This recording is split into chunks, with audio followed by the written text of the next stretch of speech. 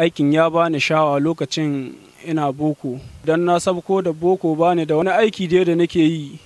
Sai ni ga maimakon in zamna yi zaman banza, na ga abokaina suna wannan aiki na hannu, shine ya bani sha'awa har ni shiga cikin wannan aiki. Akwai aiki wanda muke yi, muna yin aiki na salon. Bayan aiki na salon, kujera ko wace iri ce dai ka kawo mana fotonta ko ka zo da model kinka za mu yi ƙoƙarin mu yi ma ita. Bayan kujera muna yin aiki na gadaje. Bayan haka muna sai da matallu wannan na kwana, irin porta haka.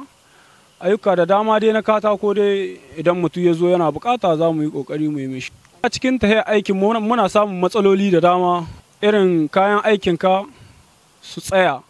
Bayan haka kuma kana cikin aiki kana iya ka taka kusa. Kana aiki da mashin ta gwabce ta yanke ma hannu.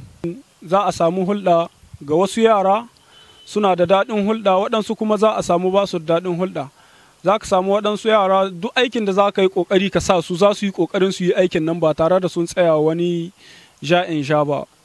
Da kiliyan wannan abubuwa da dama, akwai kiliyan wanda za ka samu bai da matsala, akwai kiliyan wanda za ka samu idan ya zo da fara'a da komi kun ka fara cikin fara'a za ku ƙare cikin fara'a. Akwai kiliyan wanda idan ya zo zai iya gayi ma abin da dai bai ba, tun da ya zan yanayi na rayuwa dole ka yi haƙuri, saboda in ka ce kai mutum ne na jama'a kenan dole ne sai ka sa hankuri cikin tahiya. Za ka samu wani yana da daɗin lamari, wani kuma bai da daɗin lamari. Wannan aiki dai aiki ne mai daraja, kuma idan mutum ya riƙe shi gaskiya zai ci abinci har shi ba wani.